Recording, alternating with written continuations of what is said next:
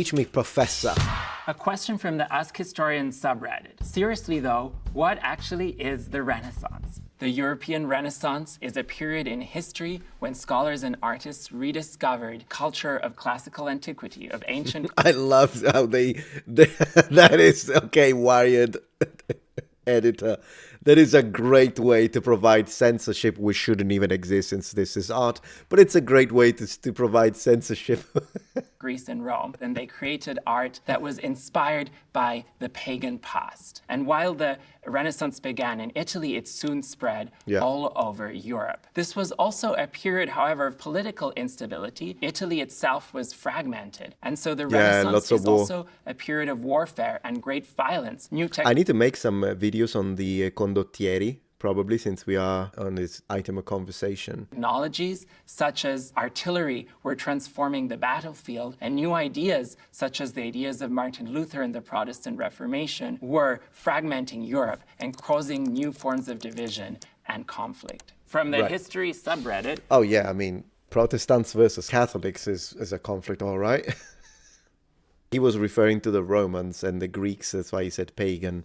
That's what he's talking about. I mean, it's true. Oh, that's what I wanted to say. So one thing that is fascinating about, let me see if I can get the frame when he said that, because there is one thing I wanted to say. Apologies if this brings you back. There we go.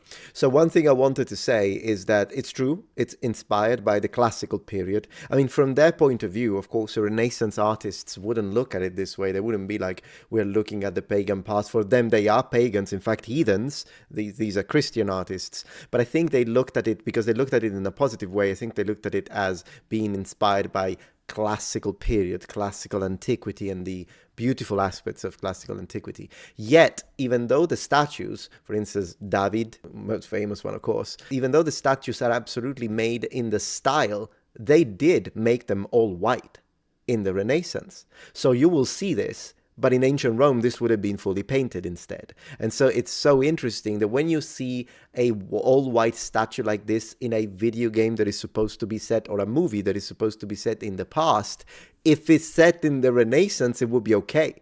But if it's set in ancient Rome, then no, they should be in full color. I thought that was fascinating to talk about. We have, what event marks the beginning of the Renaissance? Good luck with that. Great question. For this one, I'm going to need my trusty timeline. Because the Renaissance is a cultural and intellectual movement, it is hard to pinpoint a single date on which it started. In 1345, the poet Francesco Petrarch goes to the Verona Cathedral Library and discovers a forgotten manuscript of Cicero, the ancient orator, and this starts the race to recover other manuscripts of classical antiquity. In 1453, Constantinople falls to the Ottoman Empire, and a new era begins in the Middle East. It's also when we have the development of movable type and of the printing press. In 1492, Columbus makes his first journey to the Americas. And in 1498, the Portuguese explorer... He sounds like a very kind person. Does it give you that feeling as well? Anyways, one thing I wanted to notice, he must be of Italian. This is obviously his surname is Italian.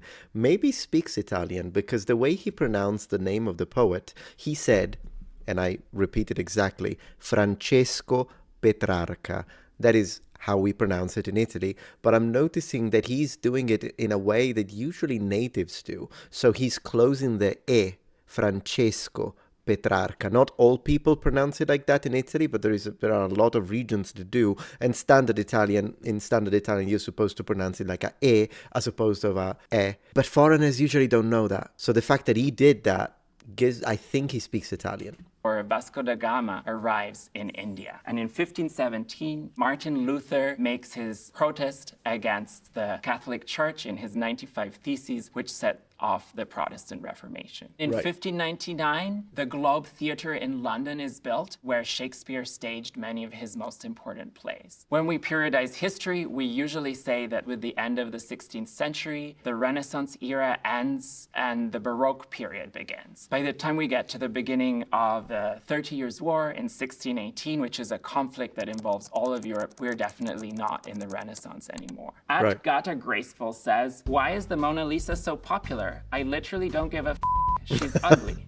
I didn't know that the DAGF of all, rude. To think of the Mona Lisa as the equivalent of a Renaissance pinup is the wrong way of approaching this painting. Leonardo's portrait of this wife of a Florentine silk merchant is one he worked on for much of his life. The Del Giocondo family who had commissioned it never actually received the painting, which was found in his atelier in France. The Mona Lisa is the most famous painting in history. So why is that? I'm going to give you two reasons. One has to do with Leonardo's technique, which is known as sfumato. He layered glaze over glaze over glaze so that all of the different colors blend. That means smoked. Sfumato. Well, sort of. Not exactly, no. It's like, I need to give you a good translation now because I don't want to give you the wrong one. So let me look for that. But because fumo means smoke, so sfumatura, it's like when you do the different layers. But the origin, the etymological origin of the word does come from it because smoke does, is denser and then less dense and less dense. That's where it comes from. But still, how do you say sfumato in English? Blurred. I guess, but the origin is, because I kind of want to show you the screen. So Google Translate, which usually is excellent, by the way, they must have updated it because now it does a very good job at translating even entire sentences. Sfumato translates as blurred, which is what it means.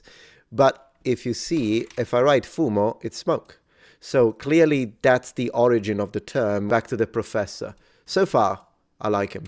Into each other so that there's no trace of the brushwork. Of course, this painting is completed after he's done his studies of anatomy, so he understands how the musculature of the lower face works. When he gives her that mysterious half smile, it's deliberate. Leonardo has his sitter almost completely still. She's immobile, and yet she's bursting with life. All we want to know is what she's thinking, and that is the power of Leonardo's portraiture, that he can convey so much interiority with so little motion. Now, if you go to the Louvre, you might be disappointed that you won't get a close encounter with a Mona Lisa. Oh no, that's not what disappoints me, my friend, Mr. Bevilacqua. What disappoints me is that it is in the Louvre. It should be in Italy. It should be in freaking Florence. That's where it belongs.